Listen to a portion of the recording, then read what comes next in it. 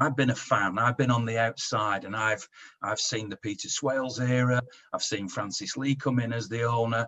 I've seen Thaksin Shinawatra, David Bernstein, John Wardle, and now the Sheikh. I've seen players in their hundreds come and go. I've seen managers in their tens come and go. It's not quite 100, I don't think, yet. I've seen so many changes. We've seen the club move from Main Road to this fantastic new stadium at the Etihad Stadium. But I've never been a player. I have no insight into what it was like behind the scenes. What was it like when you were players? What was a day like? Was it a professional club? I mean, it'll be very much different now what it was back then. But what was it like in your experience? What insights can you give us? Go on, David. Yeah. What I would like to say before I forget to say it or don't get to say it, I think obviously Mark was older than I, Jim younger, and that sort of transition between eras of players is really important. And Mark, and I've said this before, and I hope you've heard it already.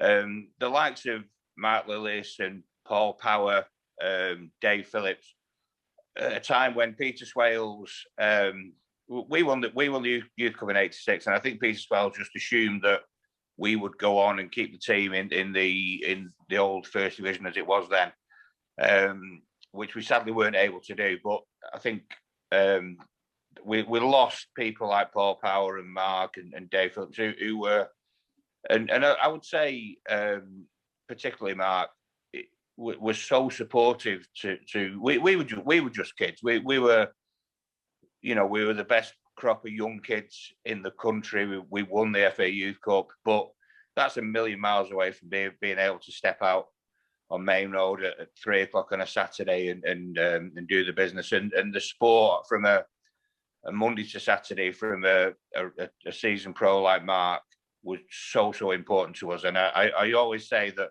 I think the reason we got relegated in '87, Ian, we got relegated at West Ham. We'd lost these senior players, the real senior players of great influence, but not just great influence, just really supportive players, people who'd put their arm around us and help us and support us. So I hope that the players that came behind me would say even a fraction of the good things that I would say about the likes of Mark and Paul and Dave Phillips. So that was a really, really important piece of the club at that time, I think. Football is massively different now. Mark will know a lot more than I do. Probably both the other guys know a lot more than I do about how the game is now. But it was certainly an awful lot different. But I will forever thank Mark and Paul and Dave Phillips and Neil McNabb and all those guys for helping us guys to come through something that was too much for us really as a group of players. Cheers, Whitey, mate. Can I just say a few words here, Cheesy?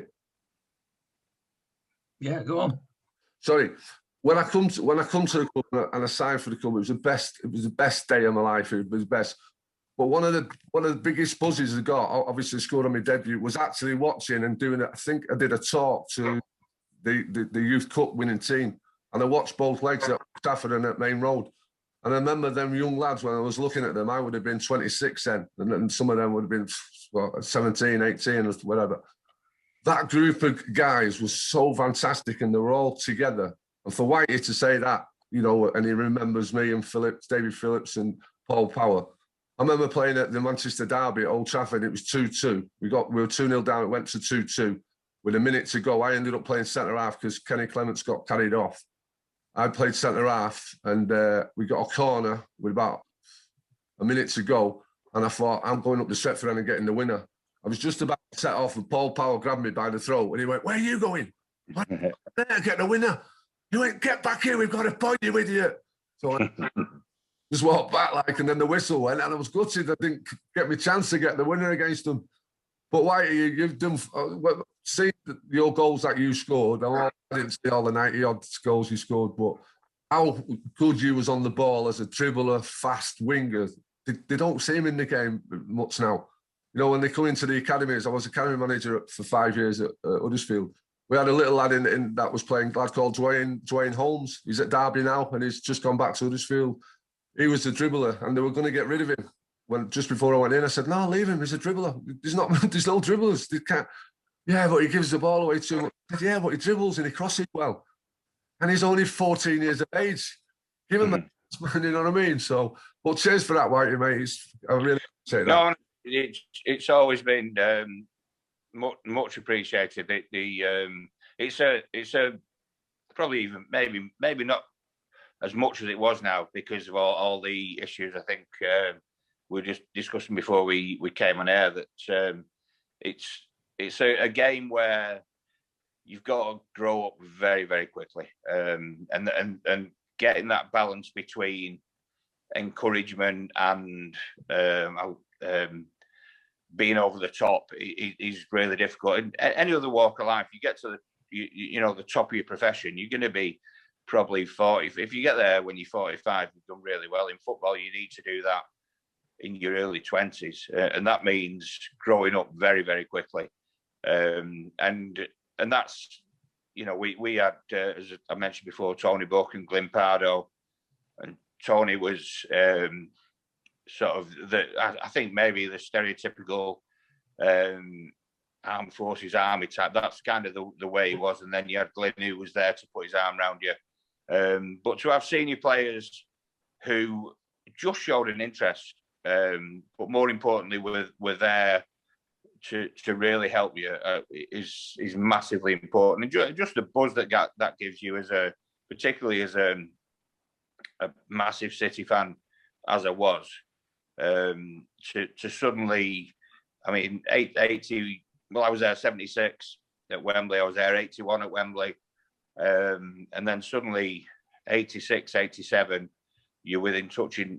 In 86, you're in touching distance of the first team, and to have the senior players putting their arm around you and encouraging you, and creating a balance between maybe anything negative you're getting, and you need to get negative stuff from the coaches to help you to move forward, was so important to me, and I will never ever forget it. One of the things I've always been amazed about in football, which you've just highlighted there, David, is how the expectation on a young person, and this may well affect young females now playing in the female game, but certainly in your eras it was all about the men's game, that suddenly you can be earning a lot of money, you can be signing autographs every 5 minutes, you can be being stopped in the street, you can be written about in the newspapers and all this sort of thing, and that must be very, very difficult to come to terms with. Now in the modern game, I'm assuming that behind the walls of the academy that I don't get to perhaps see these days, there is a bigger support network there. But I do wonder when I look at a player like Michael Johnson, who I was a really big fan of as a young player when he came through, and he seemed to struggle with it all, and thankfully now it sounds like he's back on track again, but he had very much difficulties. Jim, from your perspective, because we've not heard from you yet, I mean, what is it like as a young man to suddenly be thrust into that spotlight? And did you get, when you were young, support from the football club, or were you left to senior players to help you? Well, I just wanted to reiterate what the two guys had said before. My first coach was Colin Bell, so one of the greats. I also got coached by Glyn Pardo, Tony Buck as well, Asa Hartford, fantastic coaches. David White and Mark, they set the bar really. I come in an era where we got relegated again. We were getting caned by the fans quite continuously, and it became, United were on another level to what Man City were at the time, and it almost became almost like I don't know, like a pub team where 30,000 people would still turn up, because it was like a family run thing. They'd have a go at you, but they'd still turn up the following week to watch you. And this is what happened. I remember. I don't know if you remember this, Cheesy, but we got to the point where fans were giving us a bit of stick that we used to have to train in a school around the corner from Main Road. we get a minibus there. We train at the school with the little tennis balls and mini indoor balls, then get a minibus back, and not to see any of the fans. I then enter the picture and go on and play a game, because just to take a bit of pressure off us.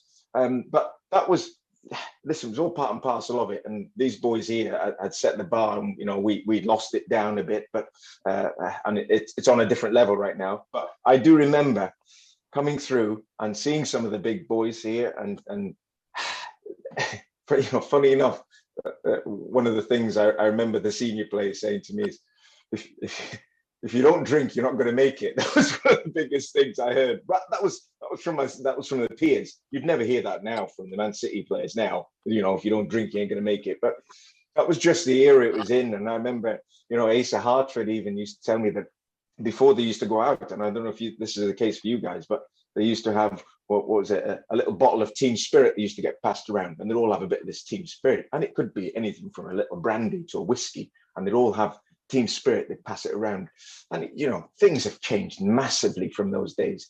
And I remember making my debut for Manchester City, and almost overnight, people would come talk to me. It was ridiculous. It was ridiculous, and that was just because I was in a paper. Now with social media and everything else, you're instantly in the limelight, and it must be very, very tough for professional players right now in the game to keep a straight head and play professional football. Because when I played, and when these boys played, whatever was in the newspapers, that was fish and chip paper. That was it, done. You never saw it again, and you can get on with your football.